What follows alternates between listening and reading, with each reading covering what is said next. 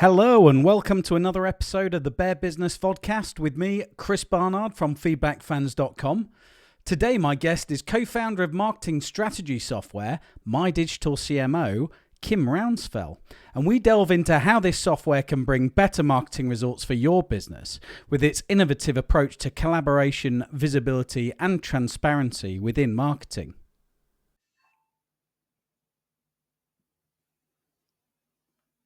Kim, hi. Thank you for joining me on this week's edition of Bear Business. You are a business that I was very keen to have on My Digital CMO because I think you're doing things in the marketing strategy space that I think I've wanted a software business to come into for a long time. And so when I saw your business on, I believe it was the AppSumo marketplace, I thought, how interesting and how much it tickles my itch to talk about marketing strategy. So thank you very much for coming on. Would you like to tell us a bit about yourself and what inspired you to create My Digital CMO? Hi, Chris. Thanks for having me on. Yes, so it was an interesting story, actually. We were living in California at the time, and I have a background in software engineering and really taking a business problem and transferring that into a software solution in my former career. And so I was running a small business in California and I was really struggling with the marketing side of it. I didn't know what I was doing. I was just throwing a lot of things in the air. And ironically, my partner and my co-founder is a corporate marketer. So he actually, I was probably complaining a lot, and he actually sat me down and got a big sheet of butcher's paper and laid out all of the channels and all of the communications and what I should be doing and how, what's your purpose for being in this channel, and you've got to really know why you're here and what you're doing. And so that discussion evolved for quite a little while. And then I actually decided to turn that into an application, a product that I could use and do online. It was really initially targeting sort of small businesses who didn't have that experience in marketing strategy. And Ben was very instrumental in the framework around that because him being the marketer. So that's how it sort of evolved. And we got it from sort of it took about 3 months to get a minimum viable product up and running. And then the rest just went on from there, and we just evolved it from there on in. And we're still, still developing every week, every month. It's evolving. Yeah. It's a terrific story. I think it's a classic case of why I enjoy speaking to SaaS business, why I think SaaS business owners are such great people, is they are often people who have spotted an opportunity, spoken about it, usually over a glass of wine with friends or partners, and then very organically, a team has come together from that, and you seek out to go and tackle a problem. And I suppose the key challenge that you're trying to solve here is tying together lots of bits of marketing that used to be disparate and separated and would maybe not have joined up thinking. Do you want to just tell us a bit about the challenges you're trying to solve with My Digital CMO? Because marketing is one of those things, isn't it, that I think every business could benefit from great marketing, but not everyone can afford a chief marketing officer, can they? So I think your software is perfect for trying to bridge that gap, Kim. Yeah, absolutely. One of the things that we found in terms, if you think of, I suppose, a bit of a gap in the marketplace, was there was a lot of great software and applications that really focused around tactical execution. So really getting your posts and everything out to your socials and all that sort of side of things. But we couldn't really find anything that really looked at the strategy first. And so we always say we take a strategy first approach in the tool. So it's very focused on looking at why you're doing what you're doing. Why are you in Instagram? What are you trying to achieve using Instagram, for example? What are your objectives? What are you hoping to get out of it? And even before that with your customer personas and things. But to more directly answer your question, we really try to help small businesses and also agencies pull together and manage their marketing strategy for their business. and other clients' businesses as well. Because marketing exists in that sort of ethereal space, doesn't it? Often in businesses where companies will tell you, "Oh, yeah, we're doing our marketing. Yeah, go and speak to the marketing team, etc."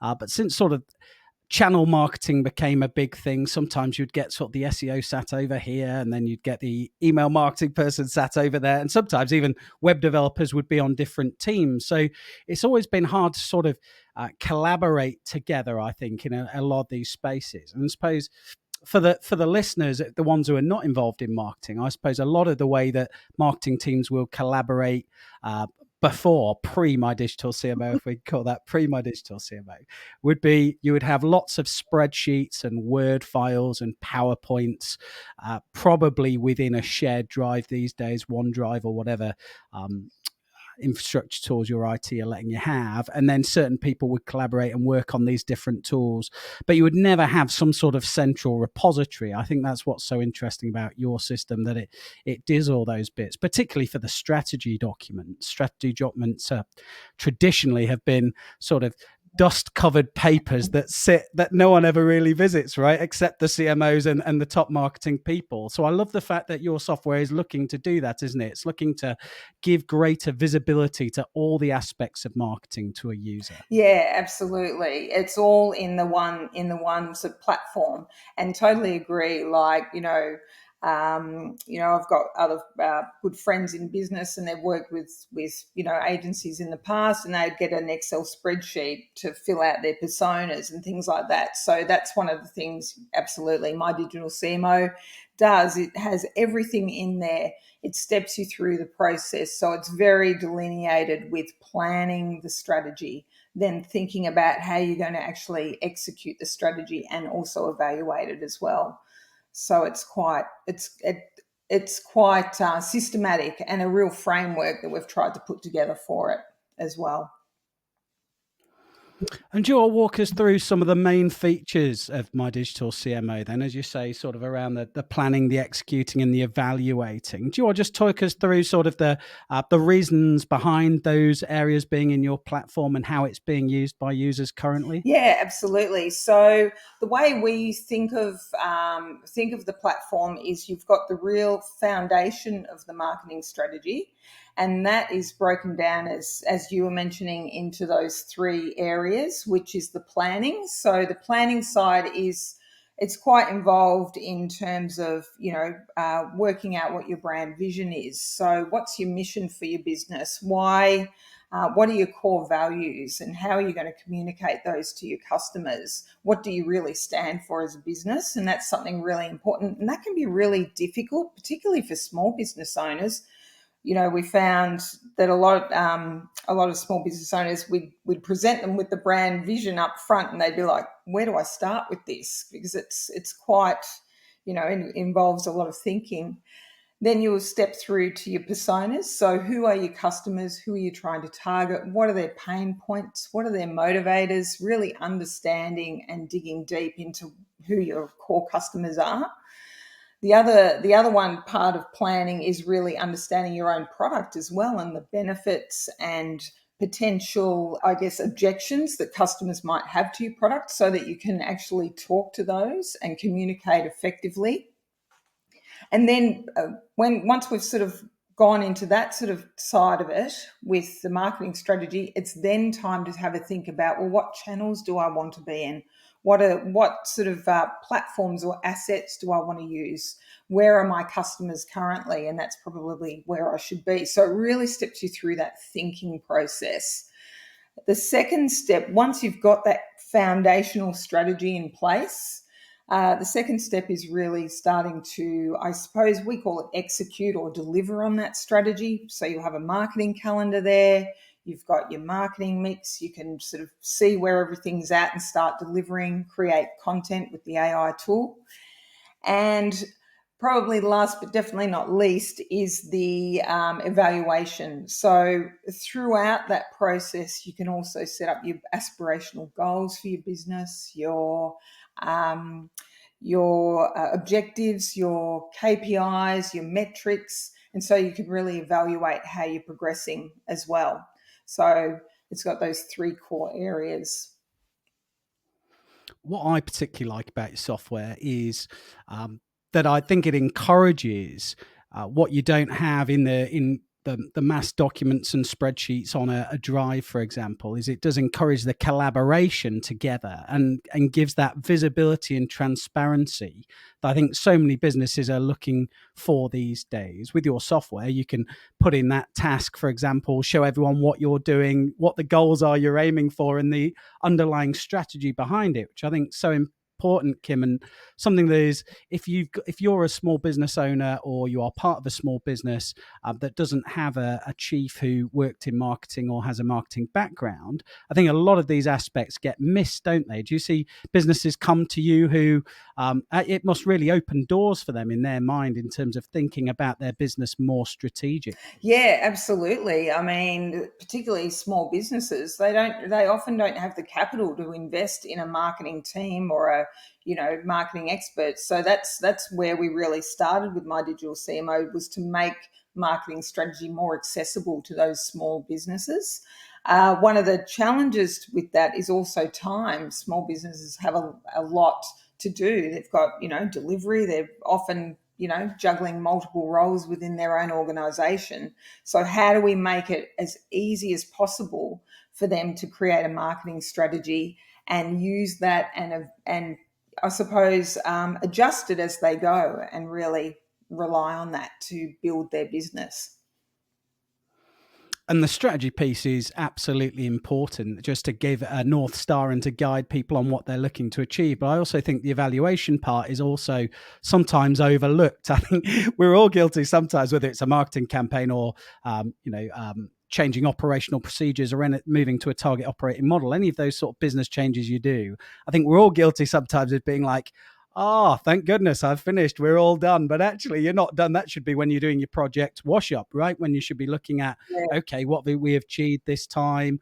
Let's look at things we might be able to change and make better next time. I think, is that a key driver of what you're trying to do with your software? Yeah, absolutely, absolutely. So the objectives and KPIs we've got in there, and they're calendarized as well. So they make you sort of go back and evaluate where things are at on a regular basis, and because the marketing strategy, it's not a one and done thing. It's an evolving thing, and you're not going to get it right the first time either. So it's important to continually evaluate what worked, what didn't, go back and make some adjustments and then keep going. So that's what we try and do, definitely. And it's really interesting that it's become so much more of a workflow than we ever imagined it would be, just through its evolution. Yeah. Yeah, yeah, and that's interesting because I imagine a lot of businesses, when they start to use your software, embrace your software, change their operations to integrate it into their working and daily life, and no doubt it takes actually quite a lot of pain points away from how they were running their operations before, just because the amount of features of your software. So, do you want to just tell us a bit about those businesses, Kim? The businesses who have come and adopted your software. I believe it's 3 years you've been on the AppSumo marketplace. Do you want to just tell us a bit about the businesses who have adopted your software and who are using it now? Yeah, absolutely. So what is really interesting is we originally built the software for targeting sort of small business, the solopreneur, or someone who might have a couple of businesses running. But what we found was agencies really seem to like and show an interest in the software. So when we first deployed, we only had, our free tier and then our basic, small business tier. But we added on a Teams tier, and that was geared towards agencies and who were wanting to onboard their team members, other marketers within their team, and also clients. So now we have a lot of agencies on the platform who have their clients on there. They have multiple businesses running through the software. They use features like CNAME and custom email, so they can really set the portal up so it's their own branded experience for their customers. And they'll invite their customers to the portal, and they can see their own marketing strategy and how it's evolving, and and it's great. So we've got a lot of really great feedback and a lot of excitement around that aspect of the product, for sure, with our agencies. So it's good. It's very exciting. I think this type of pivot is absolutely synonymous with the space in SaaS, and no doubt some of our SaaS listeners will chime in and either disagree with me or say, "Yeah, you're right, Chris." Which they'll probably say they disagree with me more than I'm right, right? But what they would say is that a lot of them, when they create, as you said in your backstory, certainly highlights that when you spot a problem and you can see in your mind the sort of people that you are fixing a problem for. What then happens when you open it up to the wider mainstream or the populace is other people find other problems that they have that your tool fix as well, and start to come to you and say, and start taking your vision in all these directions of, well, actually, as an agency, and we know a lot of agencies over the last few years, particularly the top agencies, say some of the reasons you should be with them is because they have such a great operating procedure, right? Mm.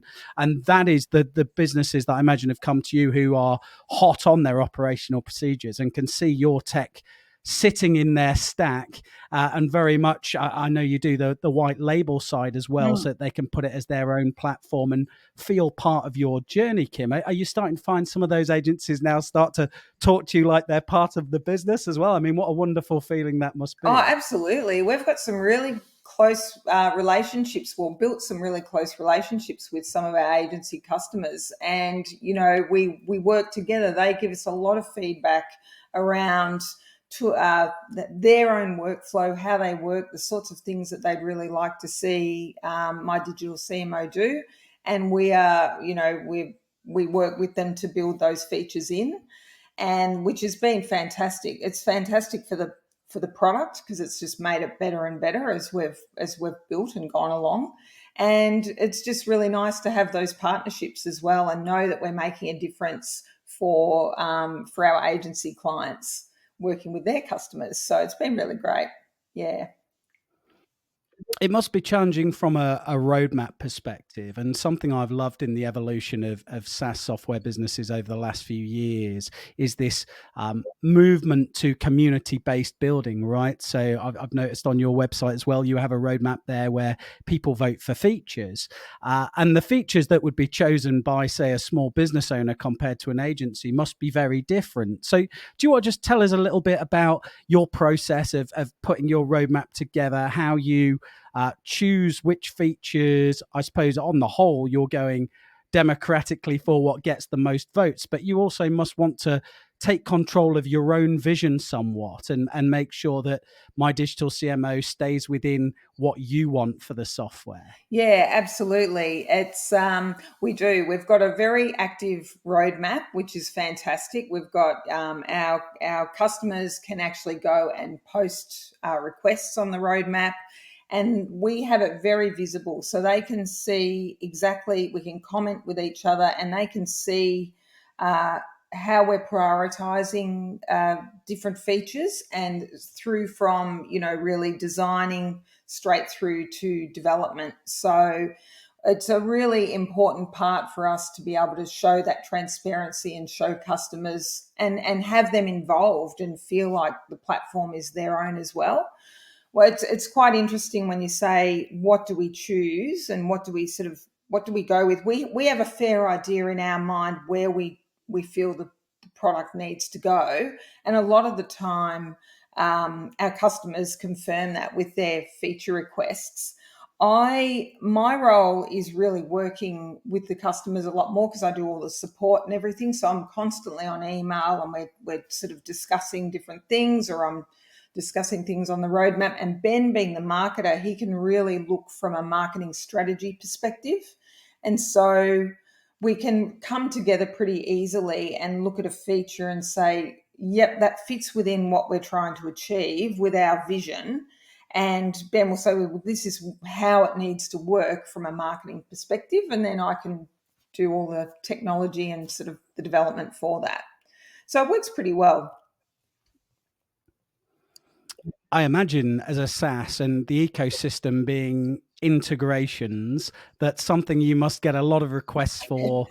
must get voted up a lot in your roadmaps are certain integrations. I imagine the most common ones, of course, sort of Google Analytics, Google Ads, Zapier, things like that, so people can start automating different aspects.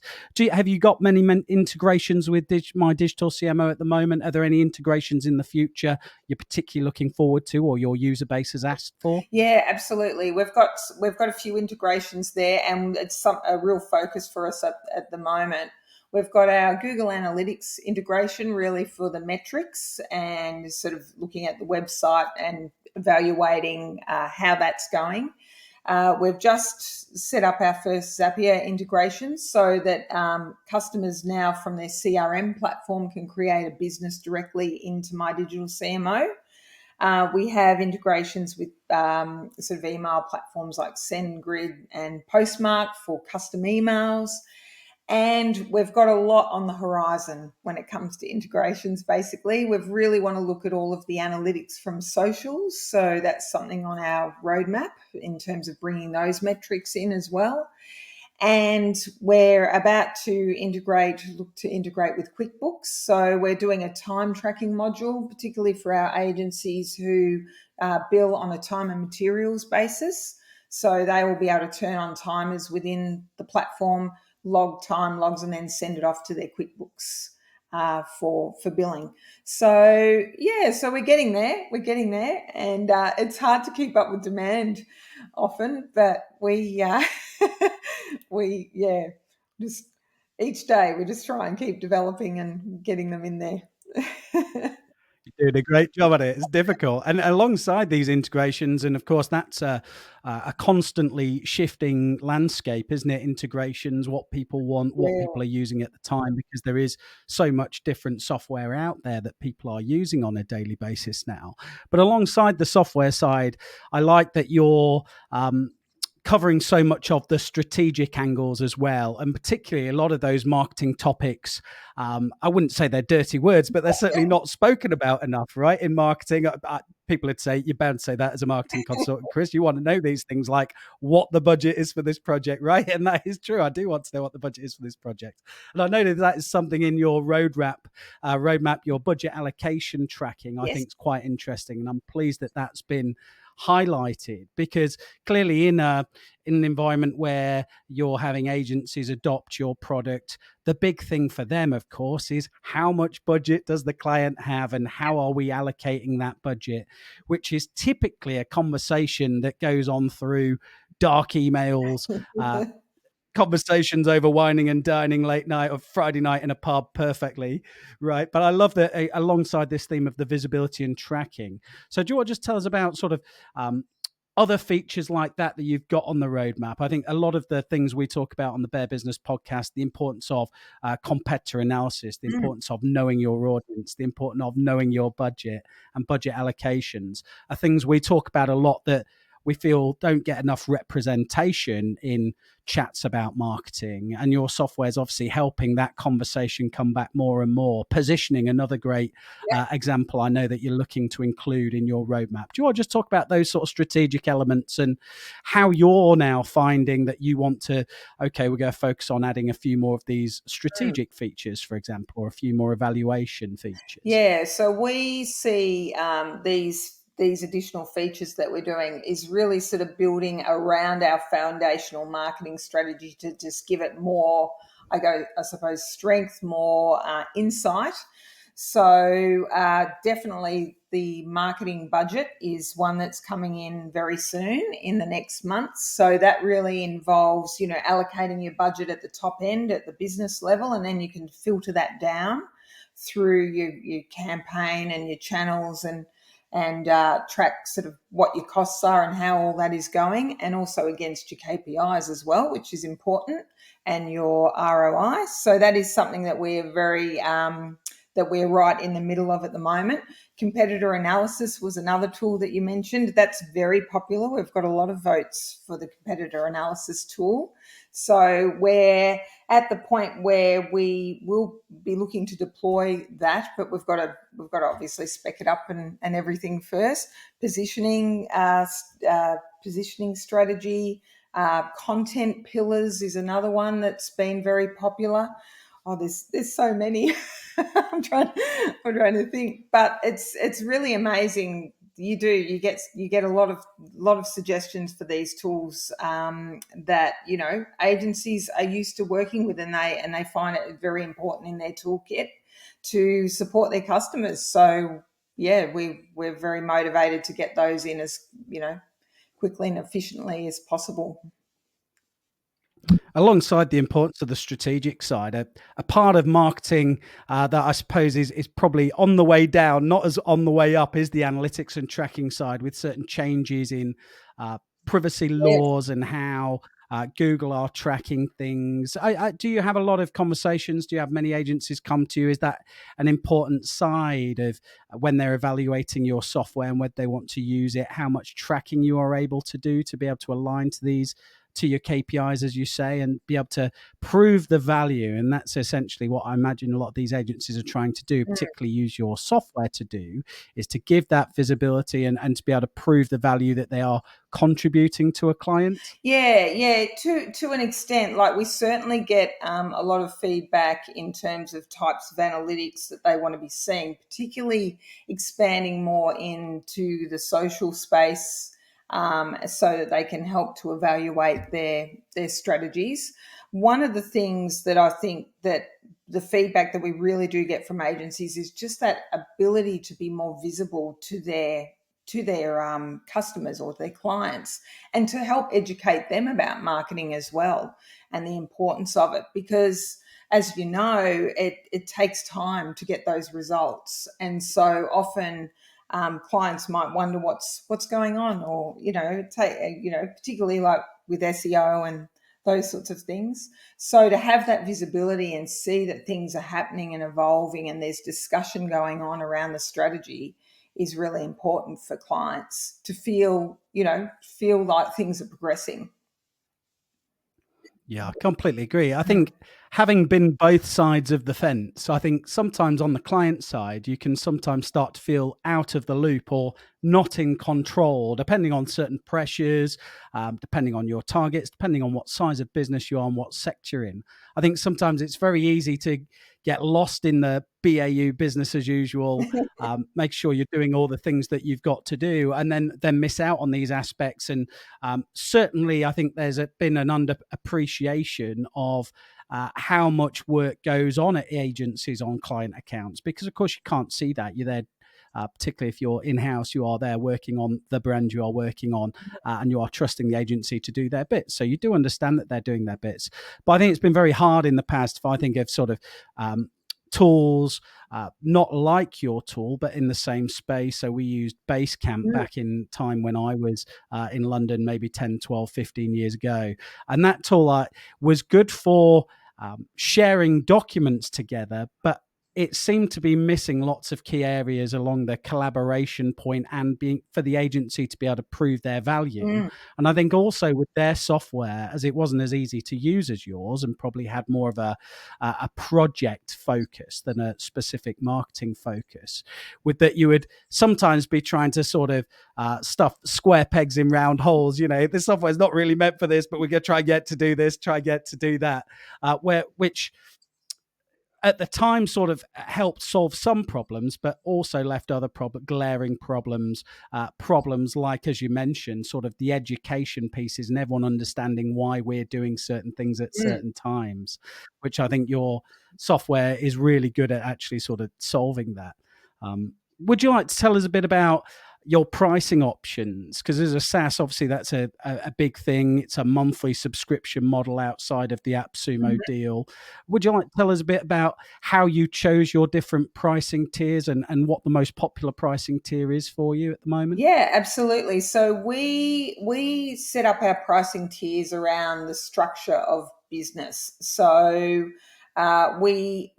we're actually going through a bit of an evolution with our pricing tiers at the moment, but they're essentially staying the same in their structure. In that we have a free tier, which is really just the foundation of the strategy, the main components that we call, sort of, we started calling it like a side hustle, or someone who's just starting to dabble into a bit of marketing can use and start to plan out their strategy. Our first premium tier is, we call it Business Smart, or we're about to call it Strategist. And this is really, again, for a solo marketer who might be working with clients, or a consultant or a coach who's working with clients, and they're building their strategy and they're really a solo operation. And then finally, we've got our team plan, or our CMO, soon to be CMO plan, which is basically where you can invite your clients, your team members. You can actually, you can build multiple strategies for different customers, and that actually is our most popular tier. So you always see the recommended or the popular in the middle. We're actually on the right, which is quite interesting. That is the team plan that's the most popular for us. So one of the decisions that we did make with our pricing and our modelling is, you often see, per user pricing. We don't do that. We actually, particularly with our team plan, enable our users to have as many users as they need on the platform, because they tend to be smaller agencies, and as many businesses as they need as well. So we're quite, we want to be inclusive. We want to make the product accessible to our customers and not price exclusive, if you know what I mean. Yeah, I do. I exactly know what you mean. I think these are great. I think particularly when you work in the marketing space, a lot of people like to ask you marketing questions and try and understand what underpins some of the decisions you've made in your marketing. And something I know we've discussed is that you made a specific focus to be very accessible with your business in terms of languages. Yes. Would you like to just tell the listeners a bit about the grant you received to be able to promote your business overseas, and kind of your plans behind that, and how you're going to look to market My Digital CMO in the future? Yeah, absolutely. So yes, we in Australia, they have a government department called Austrade. They have an annual grant that they give to the businesses who meet certain criteria, and there are different levels. But the idea is to really promote Australian business overseas. And the grant that we applied for was to help promote our business to an overseas or an exported audience.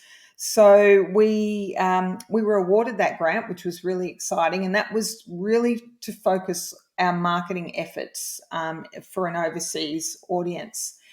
And one of the things that I started getting requests about were to have My Digital CMO in different languages. So that's something that we started to implement.